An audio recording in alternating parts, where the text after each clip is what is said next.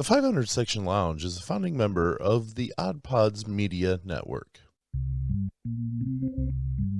Hi, I'm Sam. I'm Richie. And I'm Little Matt. And here at the 500 Section Lounge, we have a few requirements. First, you've got to be able to talk about anything at all. Secondly, you need to be able to laugh, play games, and talk to some very interesting people. From sports radio personalities to reality television contest finalists and everything in between, we talk to them all. Yeah, it's all right here in the lounge. So be on the lookout for what we do next. And always be there to grab a listen. Joining us tonight in the 500 Section Lounge, gentlemen, is half of the hip-hop duo Tag Team. They are the group who had the #1 Billboard hit, Whoop, There It Is. It's DC, the Brain Supreme, also known as DC Glenn. DC, thanks so much for joining us in the lounge tonight. How you doing? Hey, before we get started, I got to get one thing out of my system. Hold on. Sprinkles! All right, I'm good now. When you were asked to do that commercial, was it one of those that you had to think about it to where, almost they were adapting your song, and that song is iconic in and of itself. So was it any sort of thought process to whether you wanted to do it, or was it, yep, we're doing it? Every artist, and I tell you, every artist dreams of doing a GEICO commercial. I'm telling you. And when everybody found out we did one, my phone was ringing with, hey, man, I got a pitch for GEICO. Hey, man, can you talk to GEICO? How would I get in contact with GEICO? And I was like, doesn't work like that, right? They got a hold of me. Yeah, exactly. And I actually didn't answer the phone, but because I'm an actor, they went to my IMDb profile and called my agent. And my agent calls me and like, DC, you booked a GEICO commercial. And I'm like, don't play with me, because I didn't even audition for a GEICO commercial, right? And she's like, well, you booked a GEICO commercial. And I was like, wait a minute. Tag Team. That's right. And looked at my phone and it was there. And I let my agents make the deal. And the rest is history. Did they already have the concept in mind?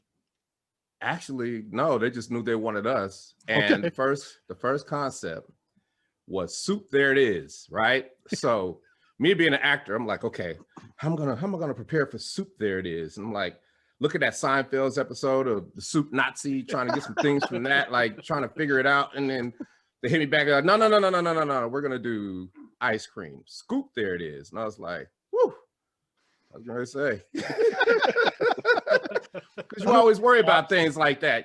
I mean, I'm telling you, especially rappers and hip hop artists, they worry about how they're going to be perceived when they do commercials, no matter how much money they have, right? Because you just want to be perceived in the right way. And when they said ice cream, I was like, okay, now we're talking. And for me, when I think ice cream, I think kids, I think my childhood. And when my father used to make ice cream and put it in the cylinder with the big wooden ice barrel with the crank. Yep. Be like, all right, y'all want ice cream, you're gonna have to crank it. And I'd have to do 5 minutes, and my brother had to do 5 minutes, and then 20 minutes later we eating ice cream. And I really wanted to bring that essence to the commercial. And I wanted it to be that type of commercial. When kids saw it, they looked at their parents, were like, I want a party like that. That's right. And I just started preparing. I came up with the spinning scoop. And I was trying to find somebody to make a spinning scoop for me, and nobody could make a spinning scoop. We had a production meeting the night before, and met the producers and the directors and everything. And I was like, got a couple ideas, because I had like 6 or 7, and they were like, anything you want to do, DC, we could do. I was like, yes.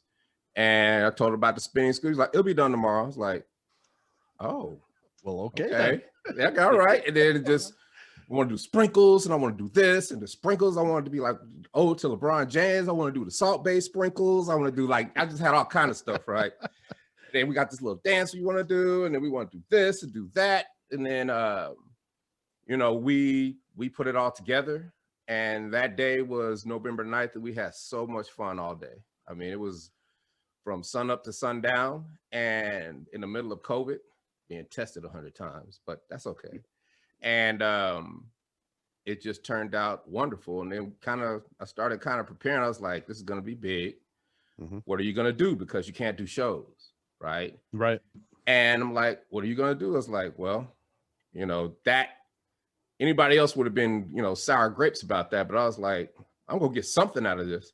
I'm gonna take these lemons and I'm gonna make a lemonade factory. And then we're gonna franchise these lemons in this lemonade and we're gonna get rich. Okay. So that's what I did. And I tried to get a publicist, couldn't find a publicist because they were like, well, we don't know how to do this. No movie premiere. It's a GEICO commercial. We don't, I'm like, all right. And I went and joined an organization, public relations organization, Society of America. Because every time I hit a brick wall on anything I'm trying to do, I join an organization because organizations are full of professionals that are doing the same thing that have been in the game 10, 20, 30, 40 years. So I joined it. 2 days later, I'm in this Zoom with these, you know, with the CEO of this PR firm, and she's just giving everybody, you know, advice and everything. And I raised my hand, I'm like, I have a press release. Our press release is valid. And she's like, well, what's it about? And I was like, well, kind of featured in a national GEICO commercial called Scoop There It Is. And I'm looking at the chat and it's like, what? Wait a minute. They realized No, that's my favorite commercial. That's my kid's favorite commercial. That's my dog's favorite commercial. That's my cat's favorite commercial. That's my grand's favorite commercial. And it was like the whole chat blew up, man. And I'm like, oh my gosh. And then the moderator's looking like, what the? He's like, we'd like to welcome DC to the organization, DC. We're going to talk about that GEICO commercial at the end. But back to the question. And the lady was like, yes, because everything was COVID. Everything for the last year has been COVID and doom and gloom and serious and everybody against everybody. And then to have something that comes out, you know, everybody used up all their content. How much Netflix can you watch? How much Disney Plus can you watch, right? No kidding. And all the content was used up. So for us to come with something so new and fresh at the time we came with it, I dropped that press release 4 days before the Super Bowl and haven't looked back. I mean, because I was on that call, the lady was like, drop that press release. You want to go here for here. You want to go this for there. You want to make your pitches like this. You want to do this for this. You want to do that for that. They gave me the whole game in 10 minutes, right? And that's a testament to not just sitting back and being happy you got a GEICO commercial. You got to make something out of this, right? So you've got this is how we are together. Yeah, you've got because the of my material. tenacity. You've got the material. What are you going to do with it now that you've got it? Exactly. And I do 5 or 6 of these a day now, plus auditioning, plus being on set, plus doing voiceover, plus I got a show on Monday, plus I'm thinking about singing Scoop There It Is. I don't know though. But it's a family show, so I might be able to get away with it, right? That's right. That's right. So there's a family show, I know I can get away with it, but I'm trying to figure out how to do it like as an encore, come back out with like a bowl of ice cream and just be like, I forgot something. What did I forget, y'all? What did I forget? Right? Oh, yeah. Come back. Come back and be like, I forgot something, you guys. What did I forget? What did I forget? I don't know what I forgot. What did I forget? Oh, I know what I forgot. So I've been practicing and see, you guys just helped me out. Now I know I can do it because you guys just fell out about it. So I know that everybody's going to get a kick out of it. Oh, yeah. And we just sing along with the commercial loop 4 or 5 times, and then we're out of there. That'll be the encore. That's the only way you can do it, because we come out, all right, we're going to do Scoop There It Is. It's like, really? Yeah, you've got to surprise them with it and make it a. You got to surprise them with them and and the kids will love it. And I'm not going to throw no sprinkles, but it'll be a good. It's going to be a good thing. I promise you. I promise you. It's going to be fun. But all these things are opening up for me that I could have never imagined because of my hustle. Yeah. Because I don't give up, because I don't take no for an answer. And I'm booking like I've never booked before. I just got off set of a TV show last week. We did Dan Patrick the day after I dropped the press release. He was like, we got to have you tomorrow. I'm like, man, can we do it? We got to have you tomorrow. I'm like, okay. Dan Patrick wants you tomorrow. I was going to say, when Dan Patrick calls. Yeah. Dan Patrick gets, right? That's right. And then we've done ESPN, I've done all the trades, because I wanted the trades first, because those are the people who make the decisions. So now I can throw my wishes out there. I can throw my bucket list stuff out there. I could say, Jon Favreau and Dave Leone, y'all need to come get me because you need me in the new Star Wars universe. or the new Marvel universe or the new this or new that. And because I do the PR now, I can spread my word and you just never know who's listening. So, and this has turned into a motivational thing as well. So I feel that the blessing is being that I touch so many people with this commercial. And I want to, that's my mission, is to touch as many people as I can, you know, through whatever I do, because that is truly what life is all about, is to, I've had my fun, right? I've done everything. I'm good. But for me, this new, you know, I'm a newfound actor and voice artist, right? I'm a baby at it. And being able to touch the world with the things that I do just makes me, there's nothing that feels better. And I really don't want anything. I just want to help people realize their dreams like I've realized my dream. And if I could change one person's mind or get one person's lazy ass up off the couch, hey, I've done it, right? And you know how hard this is, because I'm lazy at heart. So, you know, I get up and do stuff anyway. So, hey. Well, I think it's human nature to be kind of lazy to a point. Yeah. But I think what this GEICO commercial, and I truly believe this, you're bridging generational gaps, because you've got my generation who knows the song as it came out. Now my kids are seeing the commercial, which is bringing them back to that song. Exactly. And not only that, we did like mid 90s to the 2000s, we did Mickey Unwrapped, which was the kids album for the kids. So the kids, so that generation of kids already knows us. And then you got Kids Bop, which is for elementary. It's like a Jock Jams for kids, right? And you got that from elementary on back to preschool. So for the last 10, 15 years, it's been Kids Bop.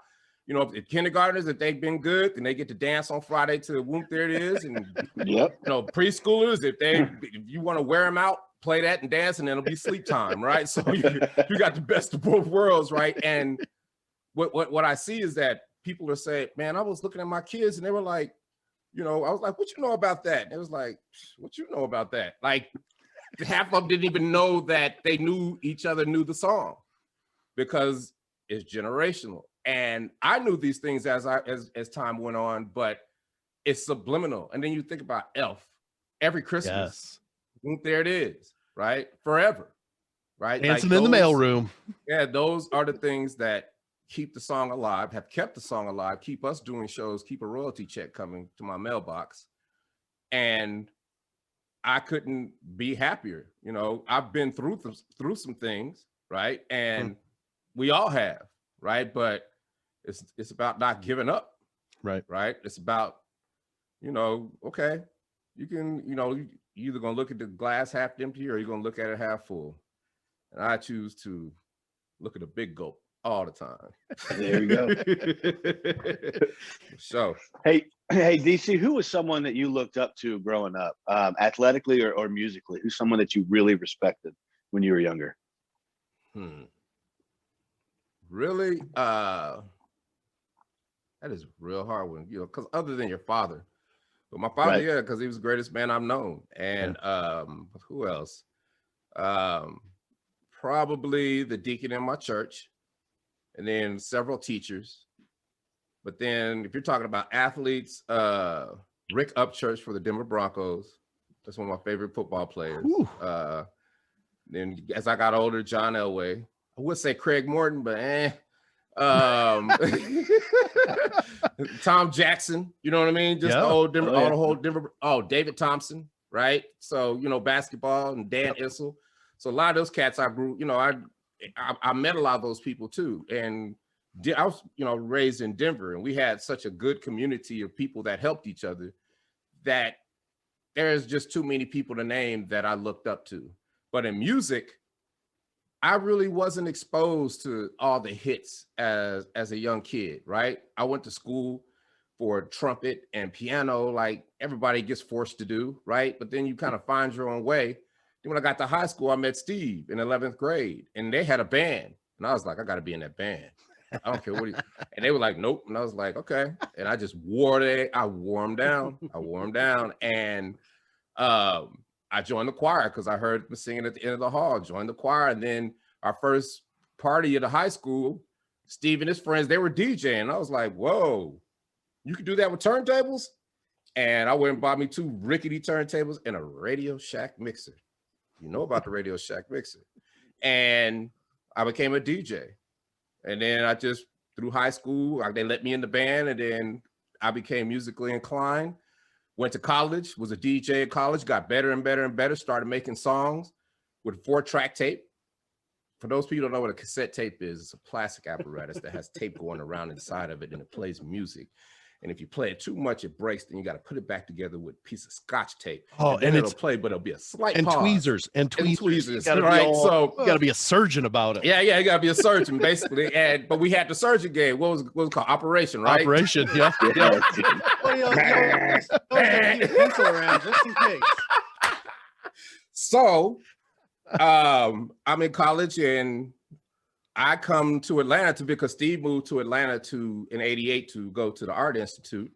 He's like, man, come down, party with me Christmas, man. Christmas Eve, not Christmas and New Year's Eve, right? And I'm like, okay. And I go down, and the first place they take me is a place called Magic City. Magic City is one of the premier adult entertainment clubs in the world. And I had $500 in my pocket, and in a half hour, I had zero because Tinkle and Sparkle got me, right? And that day, get you every time, DC. I knew I was moving to Atlanta, Georgia, and went back to school. Packed up. I was in Sacramento, California, Sac State University. Packed up. U-Haul, came back down, and then I had a job at CNN, but I ended up working at Magic City because I went right back there to lose some more money. But I was like, wait a minute, the DJ's not doing too good. I might be able to work here in the summer to do CNN in the fall. And I asked, one of the security guys was like, there goes Magic. And I went to Magic. He was like, I don't need no DJ, but come see me Monday. He's like, I don't need no DJ, but I need a cook. Can you cook? I was like, yeah, I can chef a little bit. So he's like, you be the cook and the backup DJ. Went upstairs, cooked 2 orders of 2 salads and an order of chicken wings. And the daytime DJ came, was like, hey man, I gotta go run some errands. I gotta go to the bank and blah, blah, blah. And he let me on his turntables. And once I started, it was over. You Wally pipped him. Yeah, but then girls, I was looking at one neck turn and another neck turn, and all of a sudden it's a party, right? And those girls made more money than they've ever made because I understood if you have a party, it don't matter. A party is a party. And they had a meeting that Sunday, and with all the girls, like 150 girls and management and all that. And it was like, before we get this thing started, when the girl Indigo got up, she was like, we want him. And I was like, and I was the head DJ from there forth. And time went on and I got popular in Atlanta, and we were making records. We made records before, but they were hip hop records, right? And I was like, we'll never get out of here because we're in the South. We got to make booty shake. Yeah. And I was like, just make some up-tempo stuff. Steve was like, I don't know how to make that stuff, man. I was like, dog, it's like, all you got to do is Planet Rock and Egyptian Lover, right? Old school, B-boy, beginning of hip hop stuff. And he made the beat, and I had a couple songs that I was working on, and it matched. Whoop There It Is was one of them, and it matched.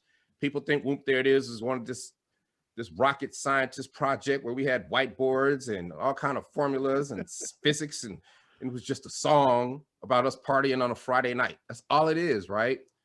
And we went to the studio, recorded it, and I went to work that night, popped in a cassette, and to this day, that's the biggest response on any record I've ever played. At least 15 people came to the DJ booth. They're like, what is that? And I kind of knew I had something, but I'm a young man. My hubris is off the chain. So I'm like, I always got something, right? So I couldn't really see because my ego was in the way because I thought I was the bazam, and it sat for about 4 months. But then one of the girls was like, why didn't you play Whoop There It Is? And I'm like, I'll play it. Play it again. But this time, same thing happened. There was a record company rep in the house. Alan Cole worked Columbia Records. He was like, what is that? I was like, that's my new record, man. He was like, give me that so I can send it to New York. He sent it to New York. Then I was like, whoa. Then I started sending everything. Every major label had it. But then they were playing. They were like, yeah, this is a great record. But how are we gonna work this record? Well, It's usually a 2 or 3 year process. It's like, y'all tripping. Like, are you serious? 2-3 years? Now. It's ready now. I said, you're not looking at this crowd go crazy, do backflips like it's, you know, I mean, it's just, and I almost gave up. But a lady told me to go and talk to Al Bell, Stax Records. Called him, called me a week later. He was like, DC, what's up? It's Mr. Bell. I was like, hey, man, check it out, man. I got a hit record. I'm in the biggest club. You just need to sign us, man. He was like, okay. I was like, okay. No kidding. I was like, we ain't even heard the record. And to this day, I'll never forget these words. And you know, he got quiet. He said, brother, I don't have to hear the record. I hear it in your spirit. Let's agree to agree. And let's do this. Let's do this thing. And I gave my 2 weeks notice, signed a messed up record contract, and a month and a half, we were platinum. Holy cow. Wow. That's how fast it was. Wow. And I haven't looked back. You know, we went through trials and tribulations with legal stuff and things of that nature, but it only made me stronger because it kind of turned me into a paralegal. So now if I ever get in any type of legal situation, I know how to go get discovery. I know how to put it all together, organize it. So when I go to a lawyer, I don't get charged for it. And they're like, wow, you could work for me, right? Because I understood, you know, Right. I learned, right? And you know, I could pass the bar if I could take it 3-4 times, right? But right. you know what I'm saying? But Yeah. it's just, that's a part of growing up and being a mature man, is just learning new things and growing, right? I became a licensed commodities broker. You know, I was selling commodities. I'll do Forex. I did all that. And it wasn't for me. And I started acquiring all these little hustle tactics to learn things. Like there's this one tactic when I want to learn something, you know, I wanted to know how a hedge fund worked because I was like, I'm gonna have a hedge fund. This was like early 2000s. And I started flying all over the country, having meetings with hedge fund managers. And I was like, you know, I can get you Michael Jordan. I can get you Charles Barkley, Deion Sanders, you know, because I'm in Atlanta and everybody's there. Dominique Wilkins is like, right. And the reason I did that, because when I do that, I make people pitch me while they teach me. Right. So flying all over the country, going to different hedge fund managers, doing that process taught me about hedge funds. And now I know how hedge funds work, but that wasn't for me. But at least I followed through with it all the way. And I'm in the club, you know, I'm back in the club and I'm making tons of money. And I'm at a club where I've got health insurance, I've got life insurance policy. I'm more than just a DJ. I'm the light guy, I'm the sound guy, I'm the marketing, I'm the radio, do the radio spots. I do all of it. You had a lot of irons in the fire. It was like my fountain of youth, right? Yeah. Always a kid. Meanwhile, I can go on the weekends to do shows here and there, right? Do a halftime show, NFL halftime show. So my life has been wonderful, but I needed more because I was getting older, and you realize I can't keep doing this, right? And so we kind of stopped doing shows for a while, and I just got immersed into marketing around 2012.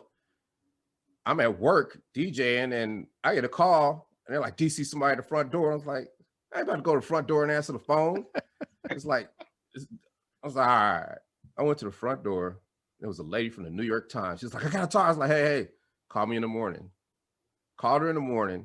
And she was like, I'm from the New York Times. Gawker just had an article that Barack Obama was in you guys' video, and the world is going nuts.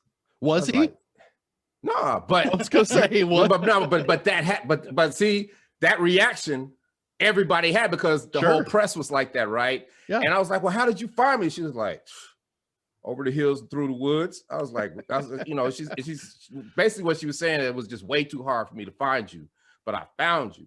And she got the scoop first, and then we just did press that whole week. But it made me realize you can't be found. If you can't be found, you can't make no money. Right. And I dedicated myself to learning SEO, search engine optimization. And that was that was the infancy of social media. That was the infancy of all that stuff, right? So I jumped deep in while being, at the club, because I had some place to practice, right? That's why I stayed at the club so long too, honing all these skills. They say jack of all trades, master of none. Well, the longer you live, you're going to master some of those things, right? And I became masterful at certain things. One of them is SEO. You know, 5 years ago, you type in tag team, it's all wrestling, right? You type in tag team today, it's tag team, the whole everything. We're number one on anything that, whoop, there it is. It was all over. I had to learn how to redo Wikipedia pages. I had to learn how to do all of that. And it was brutal. It was excruciating. It was horrific because it just is. It's hard. But something about me, man. I love it when it's challenging. But you wanted to make it. You weren't willing to just rest on what it was. You wanted to make it better. You wanted to be noticed. Exactly.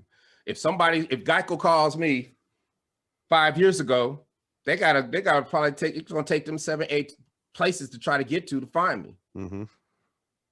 GEICO found me in one swoop because I would have looked at the phone and would have called them back. So it wouldn't have took 2 or 3 days, but they wanted us that bad that they called that phone. Then they called my agent because I left good breadcrumbs. That's the key. Right. You gotta leave good breadcrumbs. If you can't be found, you're not gonna make any money. I learned that also 2017.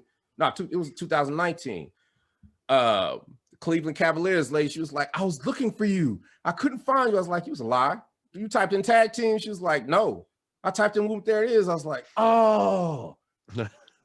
Got another thing to go tag. There might be some people that don't know tag team is whoop, there it is, right? So I had to hook whoop, there it is up, right? Yep. So all this was a progression, right? In the meanwhile, I knew I didn't want to be a 50-year-old DJ. So I started working on voiceover because I had been inspired by whoop, there it went, because we taught the husband and wife voices of Mickey Mouse and Minnie Mouse how to rap. And that's awesome. What inspired me to do voiceover. But it took, it was a delay because I was young and balling and women and the whole nine. But once I got more mature, right, I knew that was an option and I started training for it. So I go to New York, LA, come back and work, New York, LA. And because of my, once again, because of my hubris, my ego, I wasn't getting voiceover, right? I was like, this isn't working. I'm paying all these money for all these coaches. They don't know what they're doing. And it wasn't them. It was me. Because I'm thinking I could just whoop, there it is, my way through anything, right? And not with certain things, you can't do that. Right. And, I tell that story to fast forward to the pandemic. The pandemic forced everybody to stop and just think about what the hell you're doing, right? Like, yep. It was the greatest thing that could have ever happened to me because I had to make a choice. What are you going to do? And I was like, can't do shows because it's pandemic. We ain't gonna do shows for 2 years. Can't do this, can't do that. I said, but you can sit at home in your drawers and get money on this microphone. Right? So that's right. So what I did is I went and everything I do, I record. Acting, all the stuff. I record all those classes, everything. And I went back and organized and started over. And it was heartbreaking because the first script I read was horrible, right? It was so cringeworthy, right? But then it was, it was really inspirational at the same time because of time and because of my hustle and because of acting and getting into all of that, I understood the language. And what I realized is that I didn't know the language back then, right? So I couldn't put things together when they were saying, do this or do that. Because I'm like, what are you talking about? Like, but then I tried, but then it wouldn't come out right. And I redid my first voiceover script and took their notes and it was angelic. And, I went through 40 2-hour sessions a year ago in March and started booking just like that. I was already working. I worked for Apple Radio. I could get money doing voiceover, right? But right. Commercial SAG money, that's when it was like, oh, and people started noticing, I started booking and then booked my first movie, then booked my second movie, then booked the Tyler Perry show. And then here comes GEICO. So 2020 has been the greatest year of my life because all my dreams came true, but not because I was dreaming, because I put in the work, right? And, going back 10 years and having to hear yourself talk 10 years ago, like vividly, like all the you used to feed yourself and try to feed other people and all, just to hear that was just heartbreaking, man. It was so embarrassing. But you know, that's life. We got to go through that, right? And it has made me the person I am before you right now, because y'all ain't seen nothing. I promise you. You're just getting started. Y'all have not seen. I've just scratched the surface, because I don't fear anything. I don't fear work. I've never feared work, because my mother used to make me shuck peas and stem collard greens. My father used to make me wash windows, cut the grass, the lawn if it snowed, you know, all that. And they also put stipulations on all that work, because it's like, okay, if you don't do your chores or you don't do this, well, you can't go play with your friends. Well, if you don't go to church, you can't watch football on Sunday. Ooh, that used to kill me. That only happened like twice. That only happened like twice. And I was like, okay, we're in church, right? I'll go early. I'll go to early mass because it's only 20 minutes. And I'll be here at 6 o'clock in the morning. I went to church, right? So you didn't stipulate that much. You didn't stipulate that. But I also realized that, you know, I also got an allowance. And we got a nice allowance. And if we did right. And I was like, wait a minute, I can make money. And we're the only family in the neighborhood. I'm from Denver, Colorado. The only family in the neighborhood had a snowblower. So when it was, I would pray for snow, because me and my brother would load up and we would go do everybody's driveway, and we wouldn't even charge, right? And later on down the road, a week or two later, come here, boy. I'd be like, yes, sir. Here you go. It's $30. I appreciate you doing my snow that day. I was looking at y'all. I appreciate that y'all do it all the time. And me and my brother made so much money from doing that. Then we started doing it cutting lawns. We started doing it raking leaves. We started doing it cutting hedges, because everybody had hedges around their houses. And you know, we became handyman for the neighborhood because we were hustling, right? Then I got a paper route. Then it's ironic because I worked at Dolly Madison Ice Cream, so I've worked at an ice cream shop. You know, it's like all of it's so ironic. You know, that's a dying thing now. We got 8 or 10 inches about a month ago of snow, and there were no kids walking around shoveling. And I'm like, are you kidding? I see 10, 20, 30, no, 40, $50, $100. Yes. Just took a shovel and started way more than that. Way more. You could just do the sidewalk. Yeah, just from the front to their car, and the front out there, and just do that. And a simple walkway to their car. Yes, man. But we did. Bank. We would do the driveway. We would do the walkway. We would do the front. We would do in front so they could park their car in front and not have to park the driveway, so the sun can melt the ice in the driveway. Like we were methodical with it, right? And you know, as I went on, I worked as an AV at the university, wheeling around video. I mean, I've never feared work, right? So all this is nothing. Of course I'm tired, but so what, right? Because the reward is so much greater. The reward is that I book a TV show, I book a movie. You know how hard it is to book. I've done 100 auditions and then booked maybe 5 things. Not about 10 things. Probably done more auditions too, but you know what I'm saying? Yeah, exactly. It's like a guy. It's like the guy you know who just hits on every girl, and you're like, why do you do that? Isn't that annoying? Eventually, somebody will say yes. It's like, hey man, all you need is 2 or 3.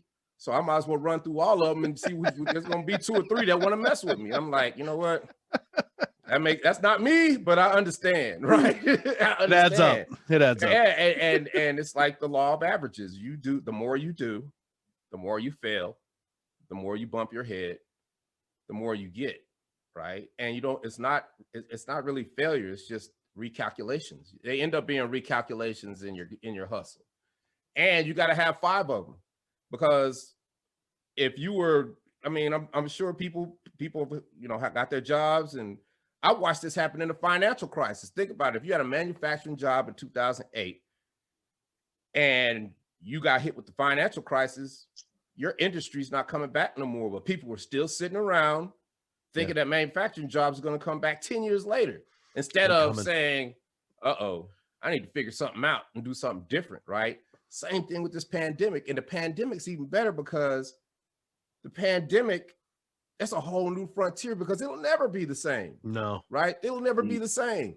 We're going, you know, we're doing stuff. Everybody's getting acclimated, but it'll never be the way it was before a year ago. Yeah. right? Because it's changed.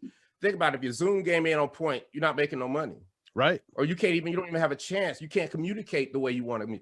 I would have to fly all over the country to do as many interviews and podcasts as I'm doing, and I'm doing 5, 6 a day. I can do. I would have had to go to New York to do Dan Patrick or Tamron Hall or Ellen. I had to fly there to do those, and that's what wears you out. But I can just get up in my drawers and sit in the chair and be like, "Hey, what's going on, Ellen?" You have no idea if I have pants on or not. Exactly. You know what I mean? So it just I did one with ESPN yesterday. Like, you know, I've got an agent now for booking these things. Now I'm starting to get paid for podcasts. I don't even care about getting paid for podcasts. I mean, I got people. There are so many people trying to put me on things because there's like, you inspire people for some reason. I'm like, I'm just trying to, I'm just spitting game. I'm just, you know what I'm doing? I'm talking to people the way I wish somebody had talked to me when I was a young man. Right. Then maybe I wouldn't have made a lot of the mistakes and my life would be different, even though I do love my life. But I remember all that crap I went through. I could have did without that. Right. Mm-hmm. So that's my mission. And that's why I do this, because, and it just, people think that it's a quid pro quo, right? If I do this, this has to happen. Don't work like that. You don't go out and dig up the dirt and plant a seed and sit there and cross your legs and be like, grow, seed, grow. Come on, seed, grow. And the seed don't grow, you be like, I quit. Right. You don't do that. Plant another seed. You plant another seed. Yep. You plant a seed, you plant a whole bunch of seeds and won't worry about it. You play offense. Hey, if you were a superstar NBA player and you go 0 for 20, are you going to quit or stop? You're going to shoot even more. You're going to plant even more seeds. And then all of a sudden you get hot. And then all of a sudden you're looking around and you're like, wait a minute. That used to be a seed. Now it's a shrub. Now it's wait a minute. I planted that seed 3 years ago. And I've been doing that for a long time and planting all these seeds and putting in all this work. And now I'm standing in a forest of opportunity. And I'm not looking back. I play offense. I'm not even thinking about it. I'm just like, I said, I'm not going to leave this earth wishing I had did something. Wishing I had learned how to play the piano. Anything I desire, I'm not going to leave this earth wishing I had done it. And I've done a lot, but I want to make music again, right? I would have learned music all the way the right way, like I should have done. Well, my mother put me in piano lessons. My father maybe played the trumpet, and I didn't give a damn because I was like, I want to go play with my friends. So I just botched it so I could just get out of it. They go to recitals and I embarrass them so bad. They be like, you know what, you don't have to go back to trumpet class anymore, right? You're good. You're good, right? And then they get mad at me because I become a rapper. And I was like, you guys, the one that put me in them classes, got me musically motivated.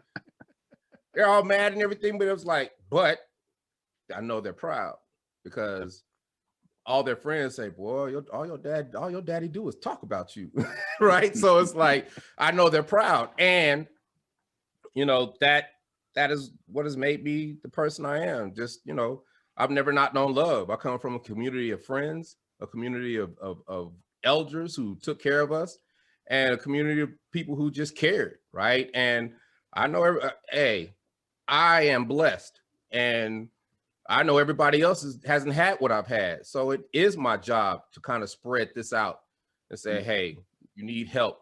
If you need a little motivation, just holler at me, right? You know, just talk. A simple conversation might change you. You know what I mean? I'm not saying I got the key to everything because, you know, people are superficial. They be like, you know, well, how am I going to get paid? You know, every artist is like, DC, put me in the game. I was like, all right. And they be like, oh, okay. I was like, give me your email. And I send them a file, right? It's a file with a book inside this file on Google Drive. And I'm like, I want you to read this book. It's a real short book and get back to me. And if you can't read or don't want to read, then I got a video in there. You can look at that.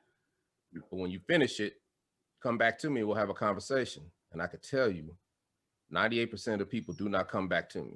Let's say that's your weeding out process, isn't it? Everybody wants to be a star, right? Everybody has it twisted, right? I know what work is. I know there's no way to it but through it, right? There's no short, you know, there are shortcuts. You know, you can go around the block and you get, because there's traffic over here. That's a shortcut. because everybody's doing the same thing and you chose another way to do it.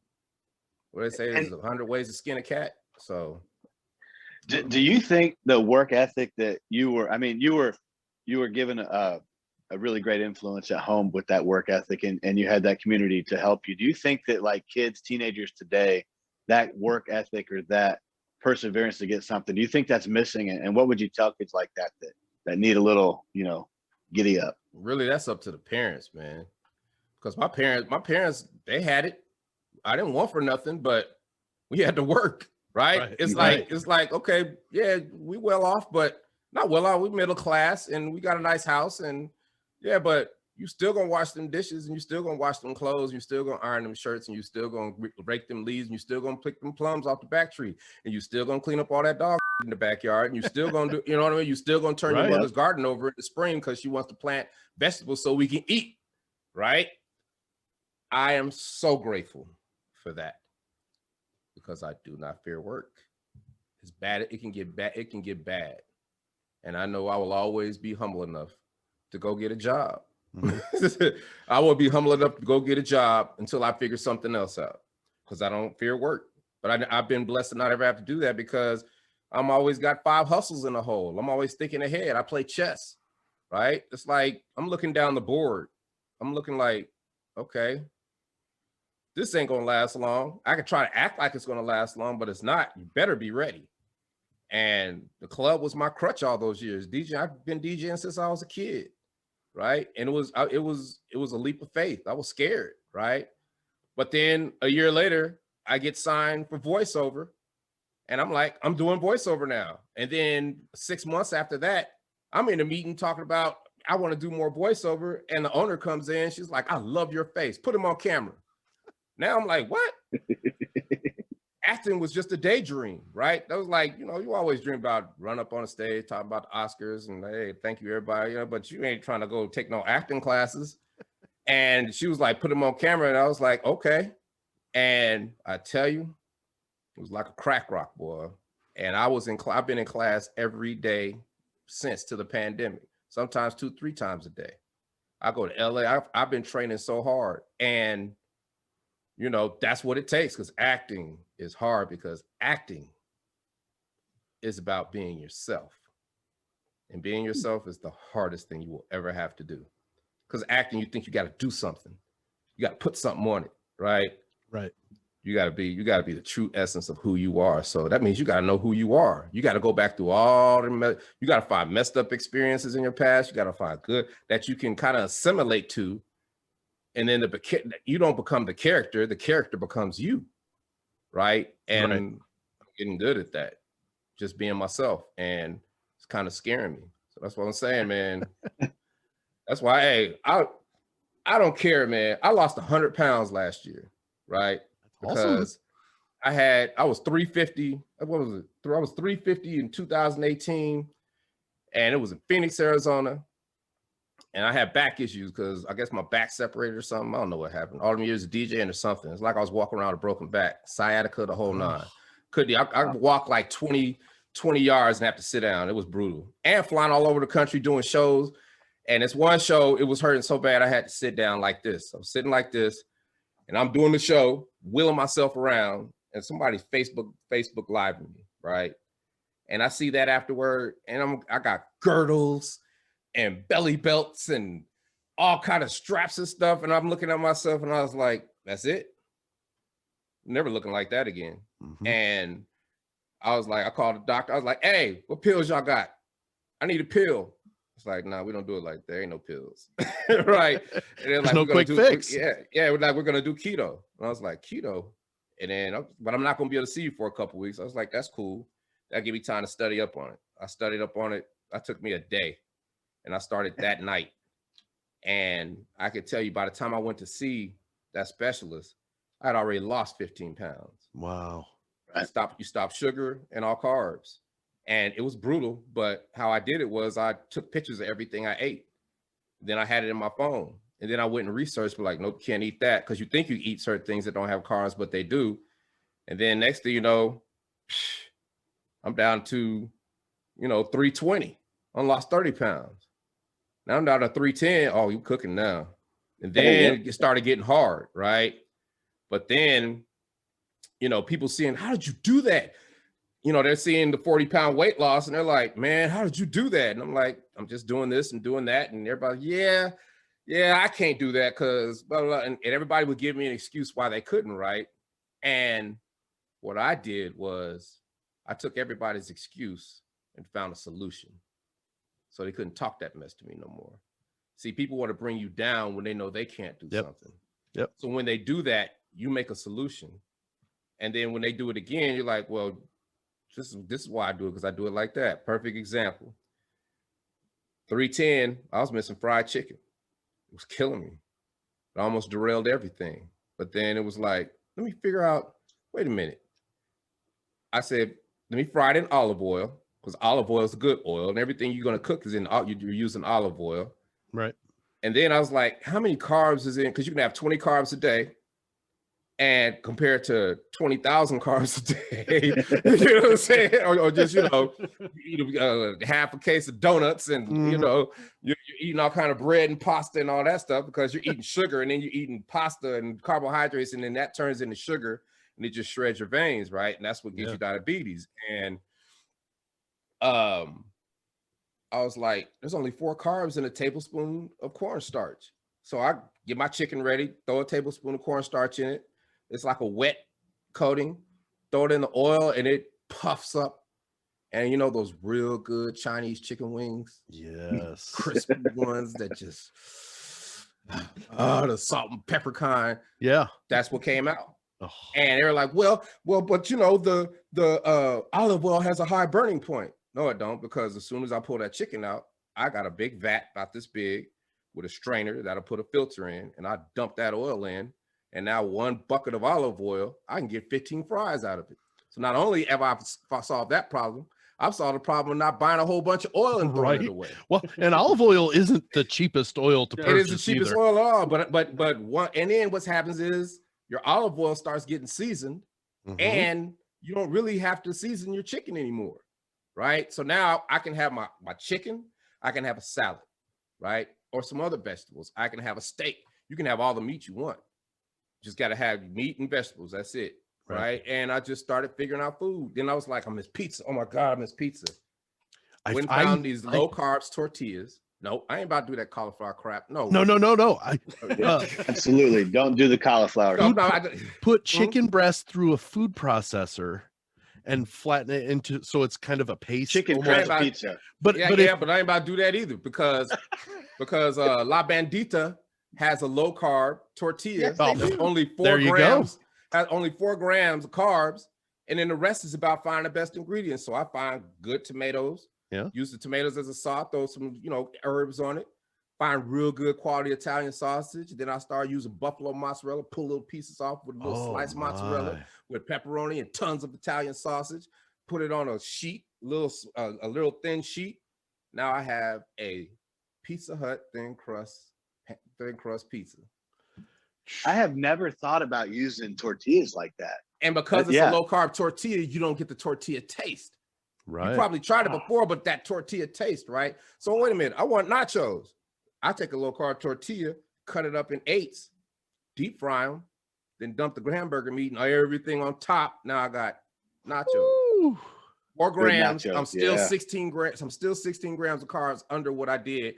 And I can lay out, and I'm not going to gain no weight because I'm doing calories. But what happens is your metabolism changes, and your fat becomes the energy source. And then because when your body craves sugar, it holds on to it. So I can't let this fat go. That's why we get bellies, right?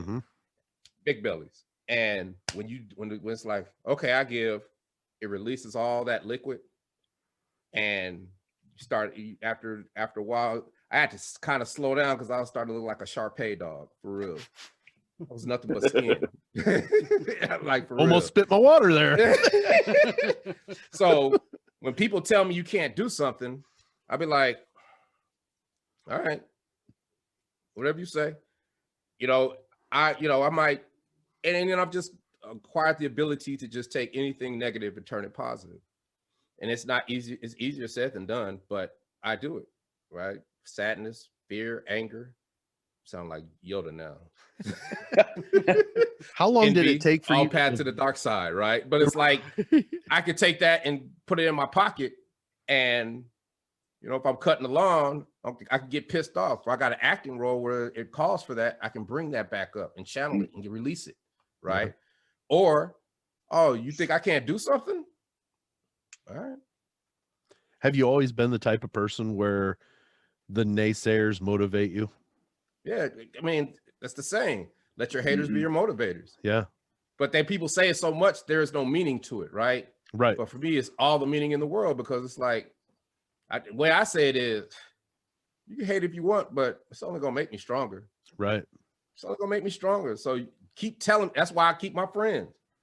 I'm like, keep telling me I can't do something, because gonna have to look me in the eye and say, damn, he did it. Right. Yeah. He did it. You don't gotta gloat. You ain't gotta say I told you so. You ain't gotta do nothing. Just get to look people in the eye, and you know, and they know. That's good enough. You know what I'm saying? And you have to rub it in. But they're the reason. People like that are the reason for your success. You took a negative and turned it into a positive. That's all you gotta do, man, with everything. But people don't, you know, sometimes people don't want to, sometimes you don't. Like I said, I react just as viscerally to some things as others. But I ain't doing that. Hell no. You know what I mean? But yeah, I'm still listening. I'm still listening. And I'm like, later on when I'm calmed down, I'm like, how could we do that? And I figure it out. They call me DC the Brain Supreme for a reason. Serious, man. I wouldn't have thought about the tortillas, so that blows That's my what mind. I'm saying, man. The tortilla, and then the tortilla works as bread. Yes. So now I can have pastrami with cheese and onions and mushrooms. I can have a Philly cheesesteak. It basically ends up being a quesadilla, but right. You know, but then you get nuances. Like I do a sauce. This is my go-to. I do a sausage, egg, cheese sandwich, but I don't crisp up the tortilla. I just let it warm, right? Then it's soft, and then it becomes something just so good, because you got the cheese and the egg and the sausage, and there's just no carbs. But now you can't do that and eat donuts and eat sugar and all that, because then you blow up and just And that's what the pandemic did. The pandemic did me dirty, because it was like I fell in love with sugar pops. I fell in love with sugar pops again. I fell in love with Frosted Flakes. I was eating a box of Frosted Flakes every day. I gained like 40 pounds back, but then now I'm back down, and I got about 30 pounds to go to where I was at, and then I want to stay there, and then just try to, you know, it's a lifestyle now, because every meal I cook is keto. I can do fried shrimp. I could do calamari. I could do onion rings, because of the residue left in the bag of the chicken. Throw onions in there, shake it up, and it's got that wet coating on it. You get those real crispy onion rings that they put on steak. Like Tony Roma's ribs. I used to work at Tony Roma's ribs. We used to do this onion loaf. Yep. You make them, and it's perfect, and there's no carbs. You got onion rings and ketchup. Ketchup, no carbs? Ketchup, no carbs. You might have maybe a gram or two of sugar. But you want to. It's within your. It's within. It's 20 grams of carbs a day. I really hit, because you don't know, there's carbs and stuff you don't even know, right? Right. So you got to give yourself that. But the carbs that you know about, I don't go no higher than 4. If I do 2 tortillas, that's 8. But I'll never do 2 tortillas. I do 1, fill it up, fold it over. Like I do pastrami, corned beef, Philly cheesesteak, Euro meat. What? Oh, I love Euro meat. Euro meat with tzatziki. Like, but see, I go to Restaurant Depot. I buy a lot of some bulk. You gotta have a freezer, because then you pre-package it up. You take everything out and you portion everything up. It's all about preparation as well, right? Then you put it in the freezer. Then in the morning you just take it out. Then I'll take Euro meat, and then I'll do there's this kale salad I do, sweet kale salad, and I do the onions and mushrooms, saute them up, get it real hot, then throw that in with the Euro meat. And then put it over, and then put a little water in it, and it just steams it. Man, you just got like a vegetable Euro meat, mushroom, onion. Oh my God. It's like, oh my God. And you're full. You're left not craving anything. You know what I mean? Now, donuts are my nemesis. I'm not gonna lie. I want a donut. Everybody's right now. got their kryptonite. Or I want a donut, right? And I want some ice, but you know, there's ice cream that has 2 grams of carbs, right?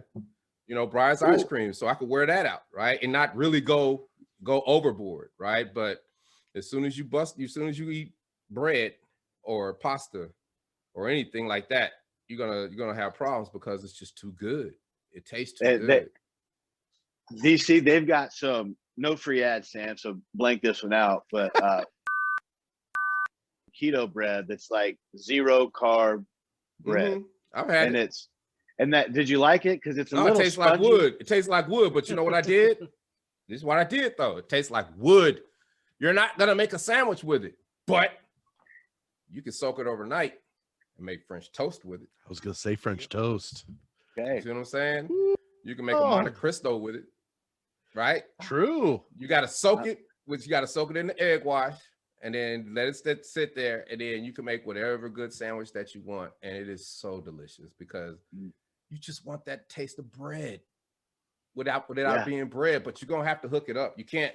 They don't make anything keto that tastes good. I don't care what nobody say. I've tried it all, and I'm like, I could do this better. That's what kind of inspired me to do the whole, you know, in re-engineering food. And then like now I'm being pitched for cooking books, for cooking shows, all that stuff, right? I've helped a lot of people lose weight because once you stop sugar, my A1C went from 8.4 all the way to 5.2. I didn't have diabetes anymore. And I had back surgery, found the best surgeon. He hooked it up. I didn't have no complications because my BMI was low. I did everything he wanted me to do. And now I'm Steve Austin Bionic Man for real. Because I got 2 big screws and a bone in my back, and I ain't look back. You know, I work out every day. I never really was down because I just listened to my doctor, and I tried to be as healthy as I could. So I'm glad, to be here with you guys because, like I said, man, my mission is just to tell people what I've done and what I do. A lot of times people think like, man, DC's going to be on tonight and we're going to talk about his tour bus stories. Like, nah. Well, I did want to ask, are since you're kind of graduated to the voiceover and the acting, are you done with music? Are you done performing? Or do you want to go back out and do that still? Look, I'm gonna do it. I want it all, right? So we got a show Monday in Jacksonville. Then I'm gonna come back. Then I'm gonna go be on set for this TV show. And then I'm gonna come back and I'm gonna go do auditions all day. And I'm learning music from a guy in Germany who engineers the software that I'm using to make the music. Oh, beautiful. Wow. Just by making them teach me while they pitch me. Yeah. God, the studio ones. So I mean, I want to make music again. And I'm not trying to make music as an artist, right? Think about it. I'm auditioning for Christmas movies now. If I had a Christmas song, I could submit that Christmas song along with the Christmas movie. Now I got a song and I'm in the movie. And if it's a halfway hit, I got a pension plan forever. Yeah, no kidding. You get the royalties on both.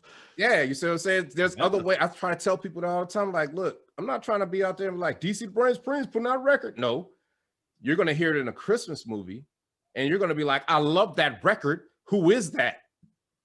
Right? And the difference is DC, I'm putting out a record. Man, DC need to sit his old ass down.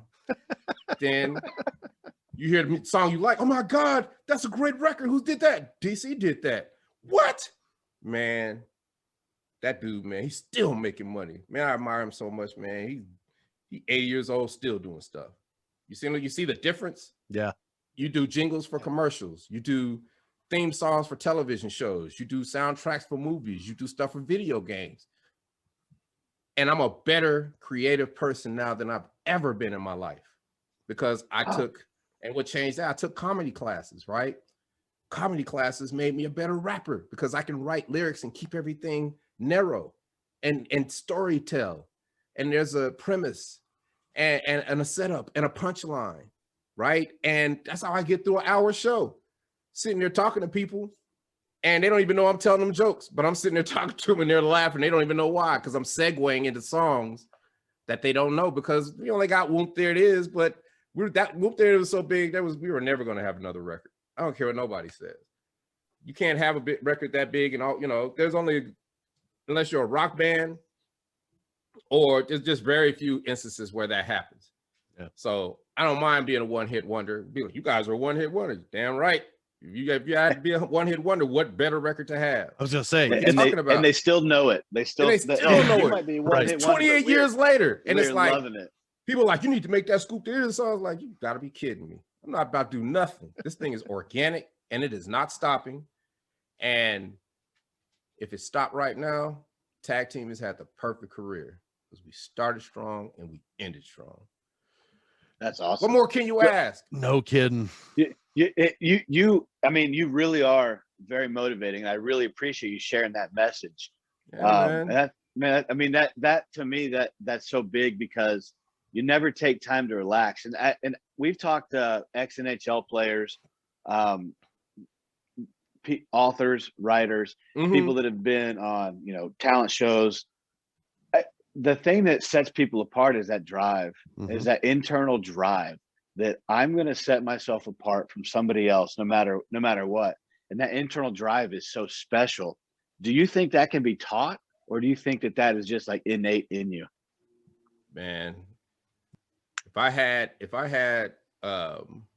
advice for parents, I would work the hell out them kids, because they're gonna thank you for it one day. Like I'm thanking my mother and my father. My father passed away like a year ago, right?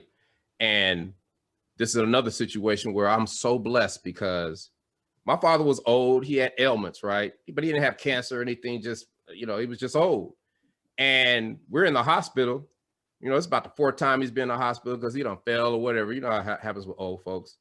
And we're like, okay, so we're trying to figure out what we want to do. And, you know, we're trying to get him better. And he's like, well, Dr. Glenn, what do you want? Because my father, he's an educator and he's got a doctorate degree. He's like, Dr. Glenn, what do you want to do? And he's like, he said, Doc, I only got one problem. He said, my sons won't let me damn die.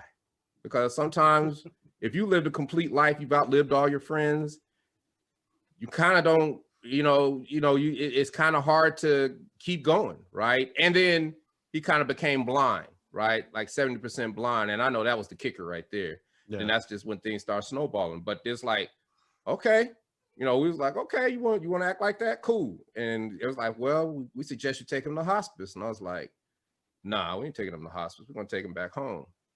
And we're going to bring hospice to him, right? So we took him back home and he got better for like 3 days, right? Yeah. And then he kind of just, waned down. He cussed everybody out and, because he didn't want us to see him pass on, right? Mm-hmm. He cussed us all out, but we knew, we knew what he was doing, right? And this man died in his own house, on his own terms, in his own bed on his 82nd birthday. Oh. For me to want anything else, I would be greedy. And there was nothing left unsaid. There was nothing left undone. He taught me everything he could teach me. And for me to be able to tell that story and feel great about it, I'm blessed, man. Yeah. But they taught me well. They prepared me for death. They're like, it's a part of life. Deal with it. Keep moving, right? It's like, it's a part of life. Deal with it. Keep moving. We all gonna die. You get one life, get the most out of it. And I never forgot it. And I tell people all the time, like, y'all, you 50 something, you went, man, I got time. It's like, no, you don't. The clock ticking. Not eating like that. Hey, I'm just trying not to stroke out. Period. Right? I'm just trying not to stroke out, man. I'm telling you, man, because I got stuff to do. That's why everybody, I go to a gym where nobody wears masks in Georgia. And everybody looks at me like, look, I'm crazy. But I'm like, and I know somebody's gonna ask me, like, because I got too much to do and I'm disciplined. And if I know I could beat COVID probably, right? But if I catch COVID, I can't work because they test us so much, right? Right. So I'm not about to lose money and all I gotta do is wear a damn mask. See, but that's a different way of thinking, right? Like, it's just about how you think about things. And if there's one thing this pandemic has done, everything has risen to the surface, right? and we are all in the Serengeti. And you got a choice. You're gonna be a lion, a crocodile, what you gonna be? Or you're gonna be an impala, and you're gonna be something that gets eaten. Because what are you gonna do? Right? It's ferocious out here. But we're still, it's a new frontier as well, right? Mm-hmm. If you look forward, everything is new out there. Ain't no old stuff out there. It's all new. So whoever gets to it first can make their own lane. Nobody thought us talking like this would even be, we was with Skype every now and then, right? Right. And Right. that was annoying, right? You know what I mean? But now this is what this is right here. 30 years ago. Yeah, rotary. Hey, Tommy, can I come over? Ask your mom, can I come over, man? All right, I'll be over. That's what this is, right? And That's I'm right. so glad to have been a part of both worlds because I understand what this is. Mm-hmm. But if people haven't lived how we've lived, they don't understand what this is. This is they understand it in this form, but they don't understand it that this is the form of communication that could get me what I need, that I can create my own thing with it, right? Because Absolutely. I had the big brick cell phone and it was fly. But you look at that now, like, damn, we used to carry on a big ass phone. It lasted Right, like, 20 what's that minutes. Yeah. Like you just think of every iteration, and it really wasn't that long ago. Yeah. Right? Really Blink wasn't of an that long eye. ago. And Blink of an eye. blink of an eye. And we're gonna be 70 in a blink of an eye, right? And it's like, the clock is ticking. I enjoy my life. I get my rest. It's all good. But there is so much to get. So much to get because, it's a tragedy, but youth is wasted on the young. Yeah. And- Yep. It's just like little kids when I've got a 5-year-old who fights tooth and nail to take a nap, and I'm sitting there thinking, I wish I could take a nap every day. Yeah. Yeah. But hey, make that kid work and he'll go to sleep. Yeah. And that's the one thing I have 4 boys, and I need them to hear you talking about picking up dog poop, because that is one of their jobs, and they curse me every moment. I'm like, look, dogs poop, it needs picked up. I'm too old to be bending over to getting it. Yeah. It's your turn. But then, it's like, okay, you don't want to do it. Well, you guys don't get to go here like you wanted to. Yep. Right. And you ain't got to hit them. You ain't got to scold them or nothing. Be like, okay, you got a choice. You can clean up the dog poo, or we can go to the amusement park like we said we were going to go to. Yeah. You want to go skating? That's fine. They're Pick up the dog poop. They're going to buck at first, but you're going to be able to walk around your grass with bare feet after a while. That's right. You know what I'm saying? Because everybody wants something. Everybody wants to have fun and be a star. But if you just let kids run, then they don't develop that work ethic. And I'm more than willing to let them do pretty much anything they want to do. They want, as long as they're willing to do the work that I ask them to do. And that's the brilliant thing. And when they don't, hit them in the head. Like, nope, no, you can't do that. And like, you got to yell at them or nothing. You just be like, all right. You can look at them and be like, and I'm serious. Yep. They can jump up and down and temper tantrum and do backflips and everything. But bottom line is they're not going to get to do the thing they want to do, and they're going to think about it later. And they're going to be like, guess I should have just done it. It wasn't that hard to bend over. It wasn't that hard to bend over and pick up some dog crap and put it in the bag. That's right. I can't go eat cotton candy and get on the rides and eat popcorn and wash get sick your and hands come first. home. You know what I'm saying? Like, of course.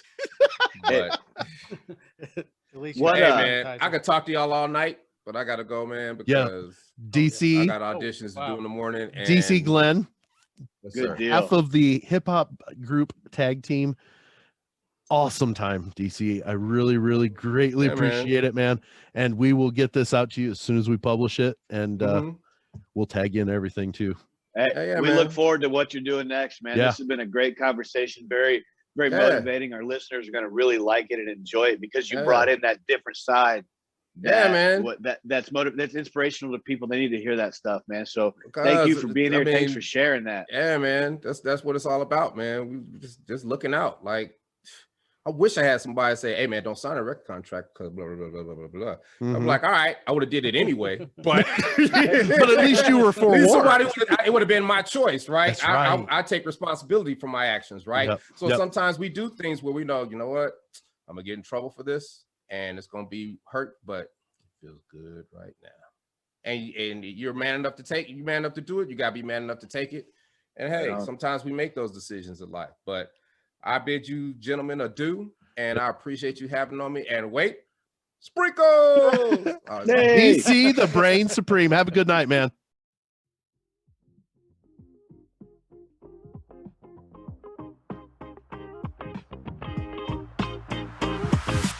Loyal loungers, thank you for listening.